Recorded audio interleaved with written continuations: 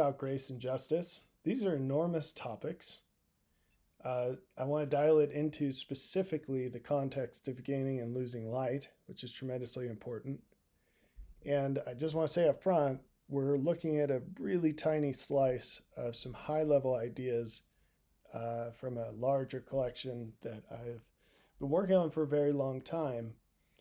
And it's not ready to or the right time to share those things, but I want to share just a slice of that to give people something to work on in the meantime and to give them some breadcrumbs to search into themselves.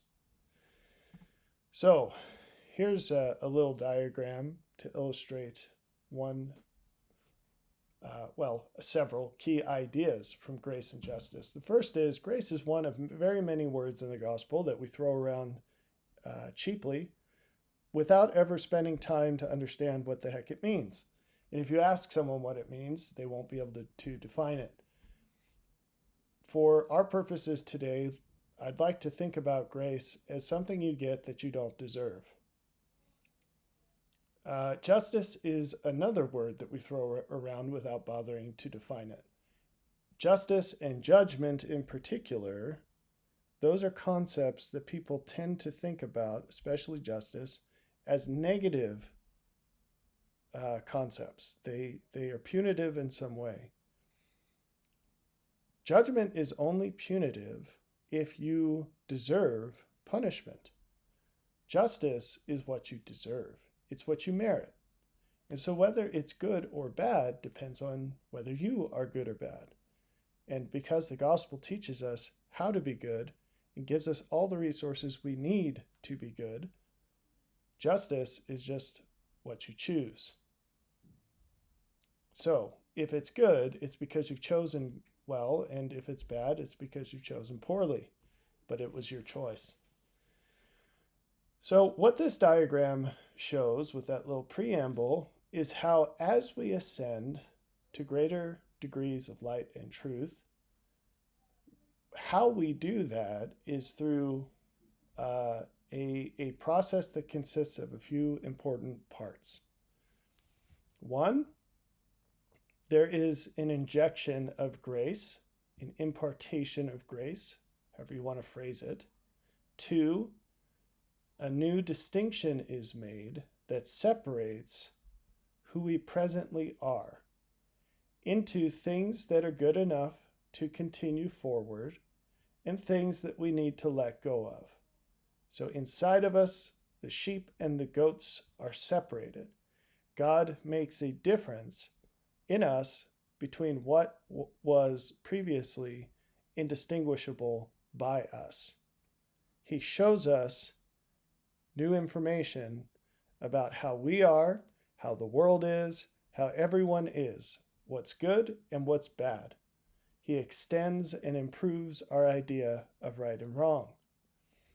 As he does that, and we choose to let go of newly revealed lack of value and to receive newly revealed additional value, and we integrate all of that into who we are, we make a separation. It's like a cell dividing.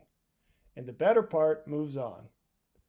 And this new person is a composite of what we were before that could abide a higher level of light and truth, and what we received from God through grace. It's now become a part of who we are. How? Because we've made the changes so that the grace ceases to be something that's lent to us without our deserving it and starts to become something we deserve because we've become that way. This is an extremely important idea. So we get better things from God, which show us how to make ourselves better. And as we do, we ascend to a greater level of light and truth, and the process repeats itself. Now, for the sake of making a simple schematic, I've made this an explicit stepwise process. In practice, we are bombarded at all times and in all places by God's grace. We don't see hardly any of it, but it's still true. As we see it, the process becomes closer to the simplified schematic where there are explicit steps, but most of the time you're not really going to be aware of when you are undergoing one of these cycles. You could call these tests and trials. You are not aware of hardly any of the tests and trials that God is constantly subjecting you to. Now, I don't really like that language because I think it's too easy to misunderstand.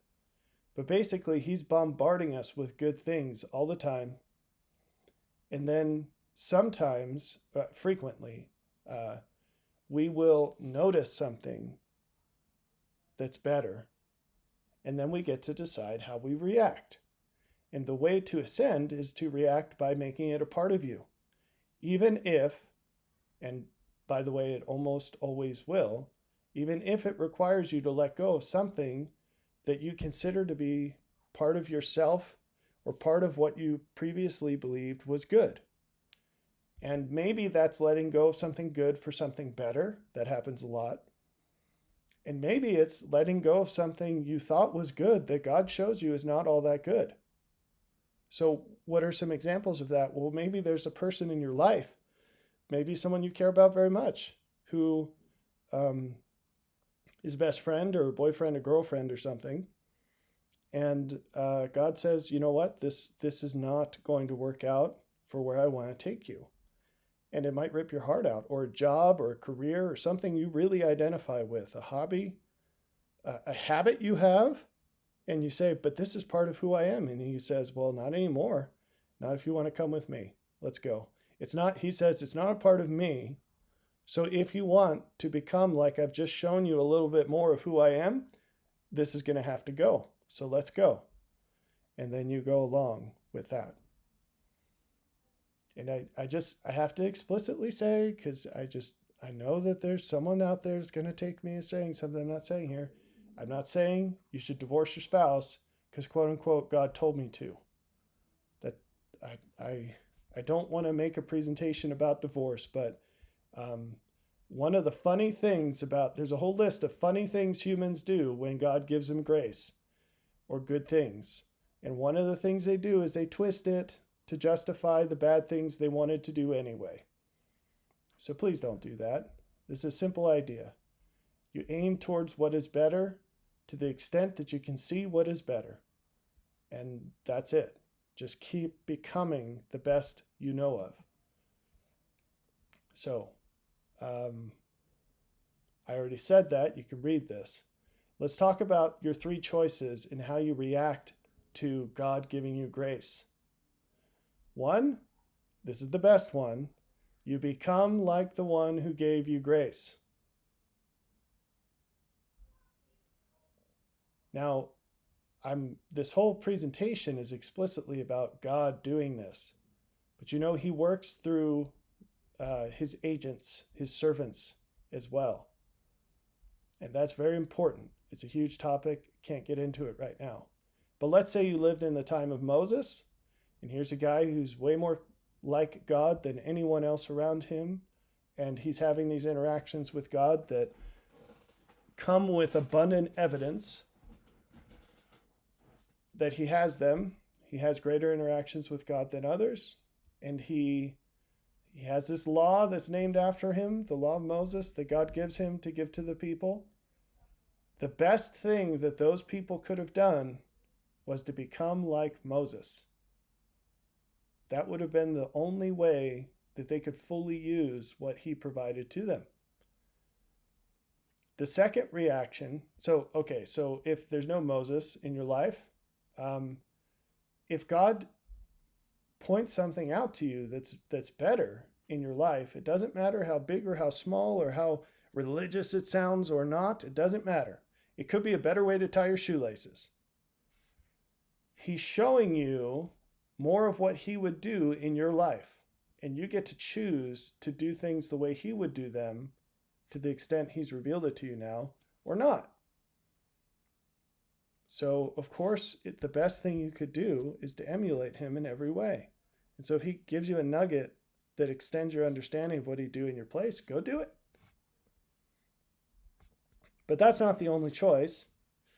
The other choice you can make is to stay not where you are, but to stay in the bounds of your present relationship, we'll say, with God.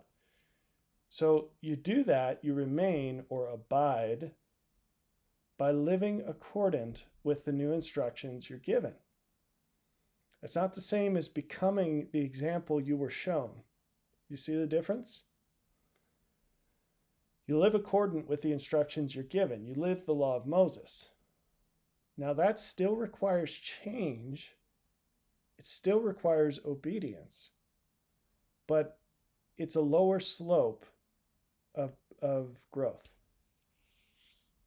Now, I could talk about this for hours and hours and hours, and I could walk you through the entire body of Scripture, because this is an extremely important idea. It's central to the gospel, these two reactions, the source, the input, and then the two reactions, the impulse and the two kinds of echoes. And I'm intentionally avoiding using certain words here that will cause people to divert to old patterns of thought and action that are extremely limited. So that's why I'm just keeping this simple, and I'm using certain words. We're using grace and justice, and that's sort of a minefield of its own, but we're going to try to keep it at that. The third reaction that you really, really, really don't want to do is to turn away from what's offered. The first thing I'm going to say here is you need to understand that any improvement of which you are aware, God controls your understanding. If you're aware of a certain improvement and you're delaying, resisting, ignoring, or disobeying it, you're turning away from His grace. You're removing yourself from His grace. And that's not an all or nothing affair. And I'm going to show you in detail how this works. But it's really bad, and you should not do that. It will absolutely affect you, no matter how small the thing seems. It's really important to understand. So what's interesting is that people who use the word grace the most often, who are shouting this the loudest, this is where they tend to live. They're not doing anything differently in their life because of God's grace. And yet they just go on and on about it. And I'll leave it to you to imagine how this makes God feel when He's giving this immensely valuable thing and people are trampling all over it while shouting at the top of their lungs how valuable it is and what it's worth to them. So, when you turn away from grace, it's not as simple as losing the increment of grace that you had before. That would be bad enough, right? If all it was, okay, well, we got this grace and we got here. If we throw that grace away, we go back to this. That would be bad enough. But, and the reason is because all of this part of you, guess what? It comes back. You get this back. You turned away from the better thing God offered you, and you get this back. And all the problems that came with it, you get those back too. But it's worse than that. Because when you were here before, you were moving up. You were full of light. Now that light wasn't as great as this level of light, but you were full of light. You were aligned with God because you had come up through everything and you were fully accordant with everything you knew. When you come back down, you're not in that state anymore. You're in a state of active rebellion. You have way less of the Holy Spirit with you. And so your understanding is greatly reduced. Your desire for good is greatly reduced. Your ability to see things is greatly reduced. And so you're not here. You're here with a difference. Here's the difference. The bright side is blurred out. And so this is the opposite cycle where you're cascading downward. As you move, it's impossible to move down without making further downward movement easier. Just like it's impossible to move up without making further upward movement easier. You're really hamstringing yourself when you move down. So here's the scripture. Take heed, therefore, how you hear, for whosoever hath, to him shall be given. That's moving up. Whomsoever hath doesn't just mean, hey, let me give you this thing, you're holding it, you have it. Remember, with God, to hold something, to continue to have something, you need to either become that or live the minimal law associated with maintaining it. And if you have, to you will be given. You'll be given more grace. And whomsoever hath not, from him shall be taken even that which he seemeth to have. Luke 8:18. This same idea is in other Gospels, but I like this one because in Luke it says, which he seemeth to have. It makes it explicit that the good stuff didn't come from you. Maybe you brought some of it along, but almost all of it came from God's grace in this stage. And everything you had before that was good also came from God's grace at some point before. Nothing here ever came from you. The best you ever did was get out of the way and receive it from God. Every good thing comes from God, period. If you have anything good in your life, you only seem to have it because you only have it to the extent that you have God. And you can turn away from him. You can fall from grace. And this is what that is. Okay? Now, you say, well, God is merciful. He's absolutely merciful. I could make a case for that that would blow your socks off. He's beyond merciful. So, and then you say, well, I mean, isn't this the point of everything, that we get another chance? If we mess up, we get another chance. Yes, absolutely. That's absolutely the case. But it's not the same. It's not the same because remember, each of these differentiations came because somebody paid a price. Now you're going to tell me, yeah, well, Jesus paid the price. I agree. He paid the ultimate price. But he's not the only one who pays prices. What do you mean by that? Well, his whole creation, think of it as a network, like a waterfall network, a network of waterfalls, where he's at the peak of the mountain and all the water comes from him.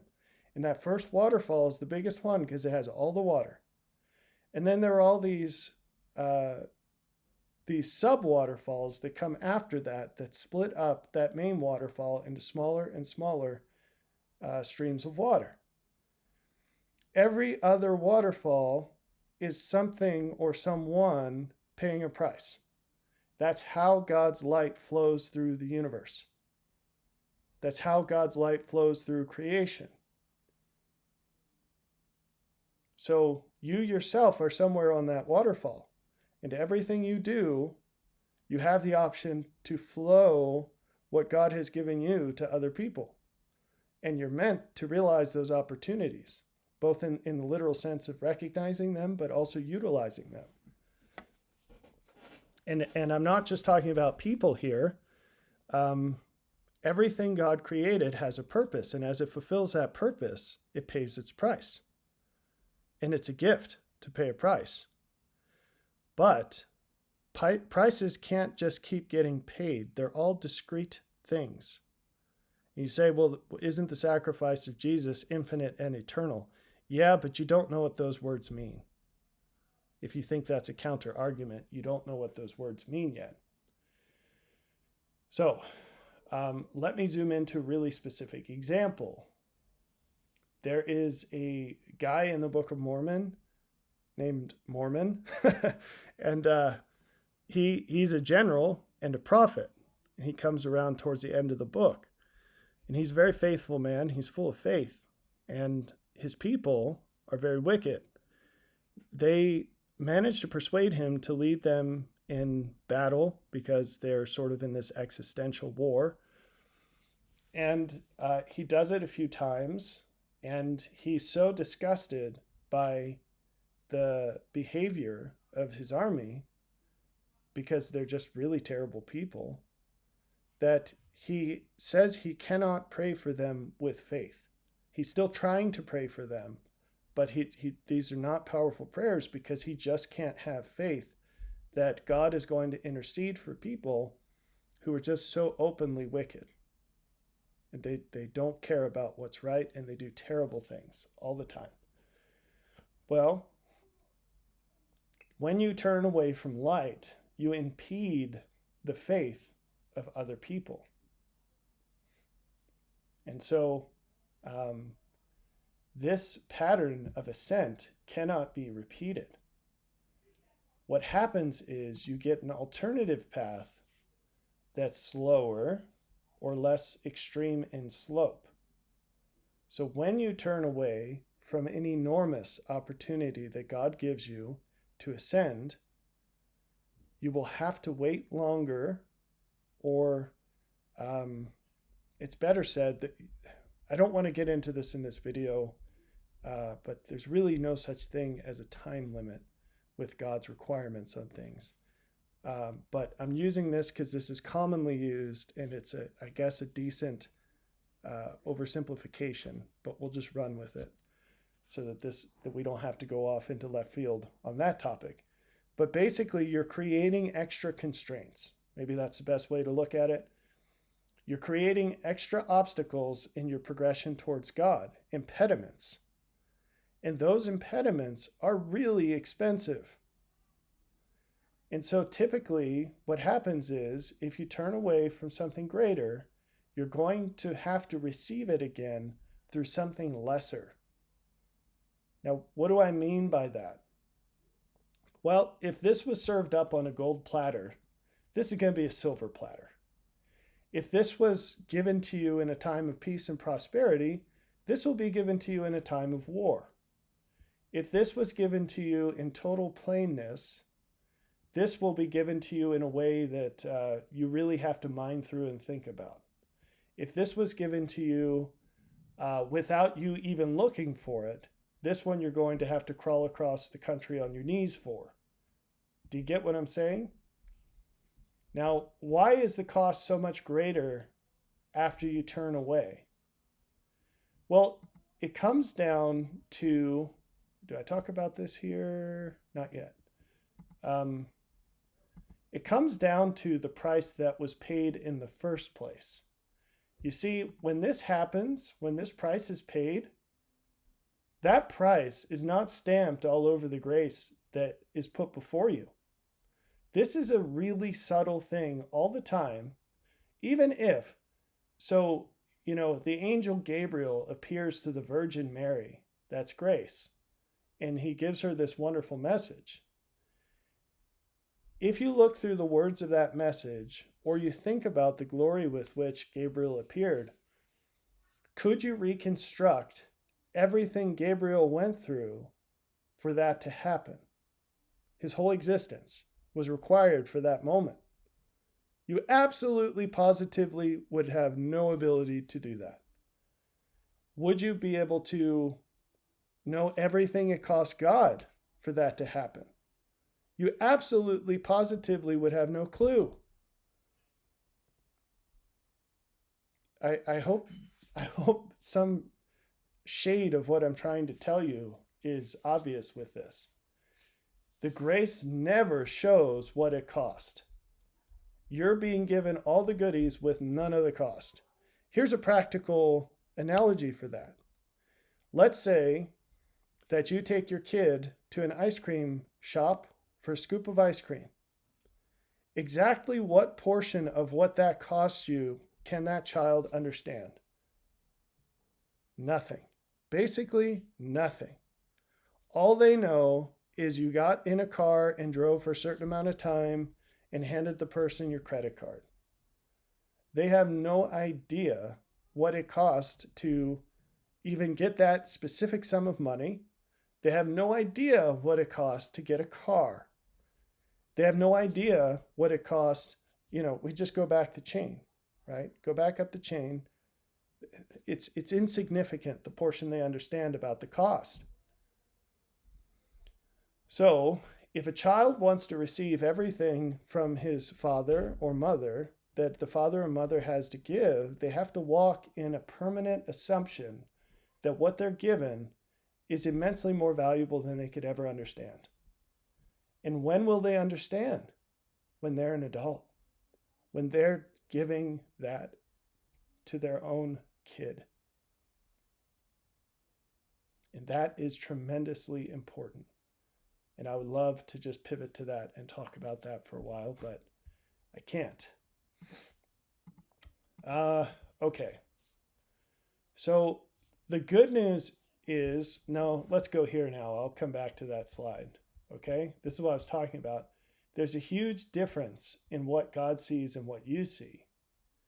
So when you turn away from him, you are betraying him. Let's just be clear with that. You are betraying him. In the New Testament, when you read about this happening at the end of his life, or even during his ministry, he's very sad about that. Will you go away also? You are going away also.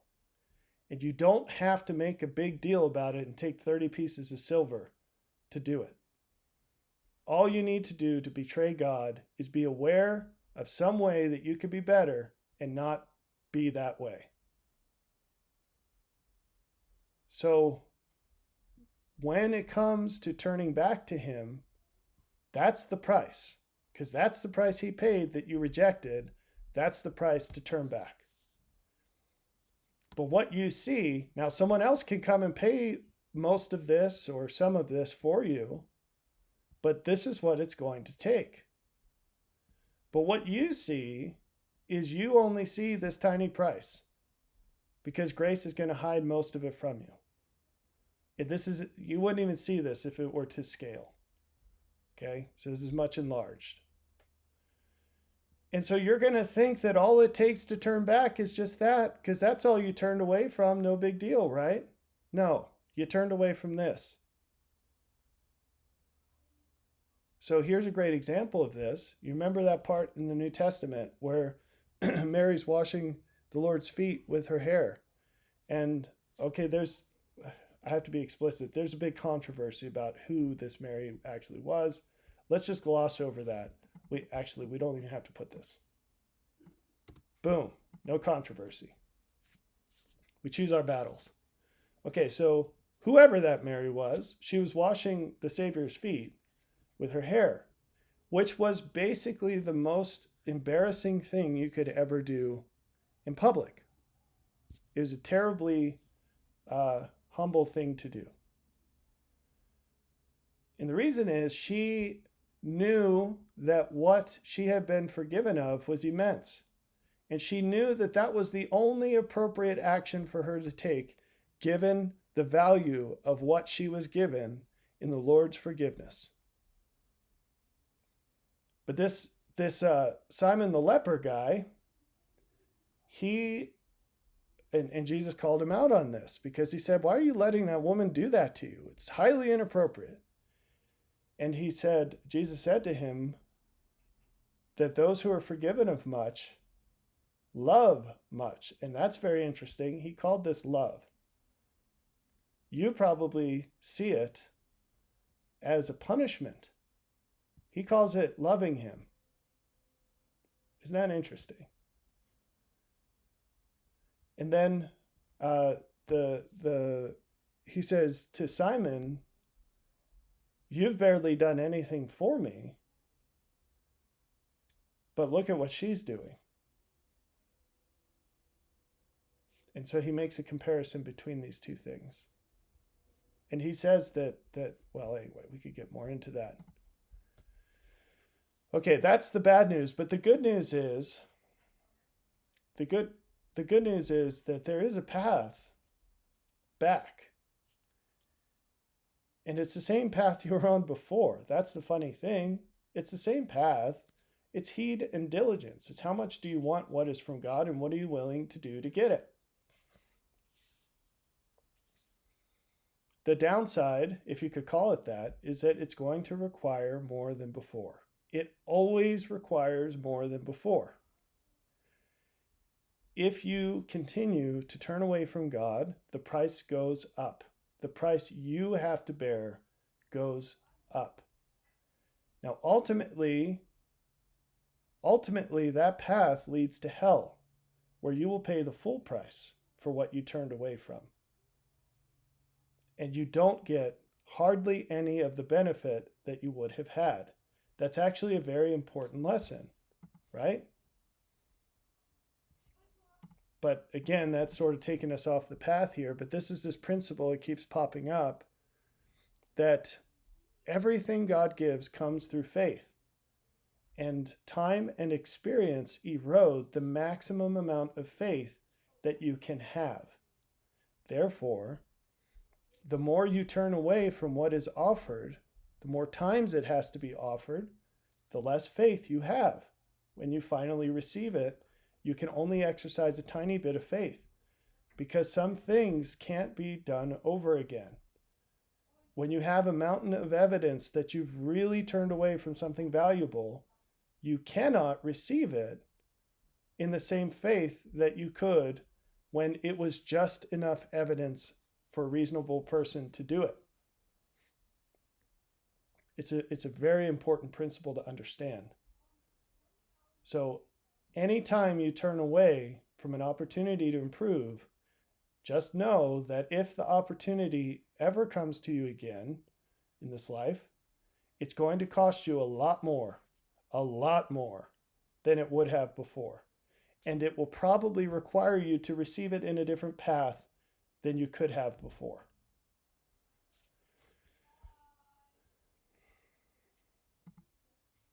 So in summary, know that you will never know the worth of what you turn away from. The only way to know the true full value of something is to come to the point where you have it and you give it to someone else, just as it was given to you.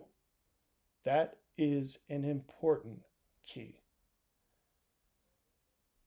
That being said, or for that reason, be exceedingly careful in how you appraise the value of what's before you, because you are guaranteed to overvalue what has less value than you think and to drastically undervalue what God offers you. You're not going to have any clue what it's worth. Now, he promises that you will have enough understanding to know what direction to turn in, but he never promises that you'll know the scope of the value of doing so at that moment. He just says you'll know what's right. He doesn't say by how much. That's part of faith. When you fall, you need to presume that what you turned away from is the path that leads to the greatest fullness of everything good, because it is. Never allow yourself to believe that turning away from improvement doesn't matter, or it's not going to hurt you that much, or it's not going to hurt other people that much, or that it's isolated in some way. All value comes from all value. All good comes from all good. If you turn away from anything, you are making a drastic, immense, enormous mistake. And the consequences are all those things too. When you fall, you can get back into the way, but realize that doing so is going to require you to pay a massively greater price than you ever thought was attached to what you turned away from. Because previously, all of that was covered through grace, and now, subsequently, only a portion of it will be. And that portion shrinks every time you get another opportunity. I was going to include a passage here from the Old Testament, which I love, where it's talking about these two sisters. And basically, the Lord uses a lot of examples in the scriptures from marriage to show infidelity toward Him, to demonstrate what that's like and what it costs and all of that, the gravity of it. And He uses the example of this woman who is married in her youth, basically given all the opportunities in the world, and the Lord's the husband in this analogy. And he gives to her all the resources, everything anyone could ever want for her to have the ideal life. But she responds to that by through infidelity and refusing the joy that she ought to have for everything that He's given her. And so He says, I will take everything away from you and leave you as I found you. And then you'll know the value of the things that you're trampling on and taking lightly. And that is a recurring theme in scriptural descriptions of relationships with God. It's a really, really big deal. So let's not take these things lightly. And I hope with this presentation, I've given you some tools to more accurately view your progress with God, and also the magnitude of what is at stake when you turn away from Him, so that the jet wash of that turn is not such a surprise or mystery to you. Because I think it always surprises people, but the saddest part of that is when it's a mystery and they can't seem to figure out why their life is a mess and how this could have happened, and more importantly, how they get out of it. And so hopefully this gives you something to orient towards in your own journey.